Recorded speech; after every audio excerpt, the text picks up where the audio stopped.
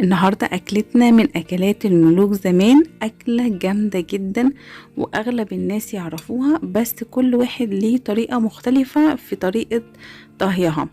النهاردة هقول لكم على طريقتي الجامدة جدا وبدون رز نهائي، اللي بتطلعها كريمي موت وطعمها تحفة تحفة تحفة. وهقول لكم تحطوا ايه على وشها وتاكلوها مع ايه. طبعا عرفتوها، هي الكشك الألمازية. شايفين التحفة والجمال؟ يلا مع بعض، بسم الله، يلا بينا. اول حاجة معانا حليب كامل الدسم، هنحط فيه معلقتين من الزبادي، معلقتين كبار او علبة زبادي اللي هي الصغيرة خالص دي، وهنحط مكعبين مرق الدجاج ومعلقتين من الدقيق كبار، معلقتين كبار، وهنحط فلفل اسمر وما نحطش ملح علشان مرقة الدجاج، نستنى لما نشوف هيحتاج ملح ولا لا قبل ما نزود من البداية. وهنحط عليه لو متاح معلقة كبيرة من القشطة كده زي ما احنا شايفين بالظبط.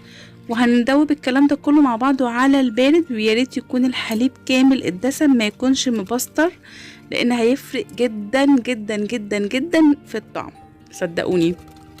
هنروح بقى هنحضر اللي هنحطه على الوش. دي بصلايه متقطعه كده سلايز، يعني هنعفرها كده بالنشا علشان تطلع مقرمشه قوي، ونحط معلقتين من الزيت او السمنه وهنقلب فيها البصل لحد ما ياخد لون حلو. والتركه الحلوه قوي ان احنا هننزل بيه شرايح من الفراخ او اللحمه كده اللي عندنا، وبعد البصل ما يبقى يعني دخل في قبل ما يصفر قوي هننزل عليه بالشرايح دي اللحمه او الفراخ ونحمرهم كده تحميره بسيطه معاهم.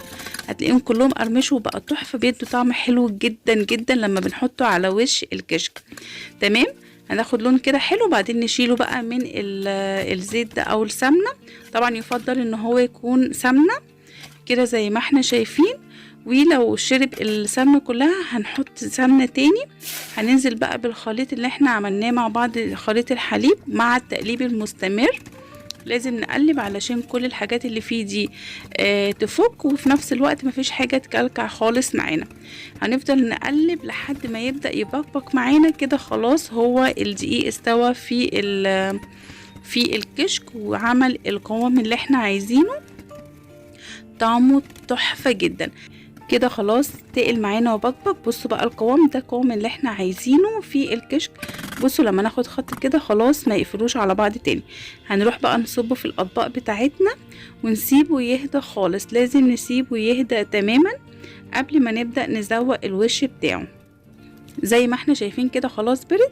هنبدأ بقى نحط البصلة المتحمرة باللحمة او الفراخ كده زي ما احنا شايفين، وممكن من غير لو عندك البصلة متحمرة جاهزة في الفريزر ممكن تقطعي على وشه كده اللحمة، او ممكن تحطي على وشه لحمة معصجة. لو عندك حتة لحمة معصجة في الفريزر مثلا بتبقى تحفة جدا جدا جدا معاه. وهنرش عليه كده شوية من حبة البركة وبرضو شوية من السمسم. عايزة اقول لكم ان حبة البركة والسمسم على وشه بيفرقوا جدا في طعمه يا جماعة، جربوه بيهم، خطير جدا جدا كده. خلاص كده القوام مظبوط جدا زي ما احنا قلنا مع بعض، والقشطة والزبادي بيدوله طعم تحفة.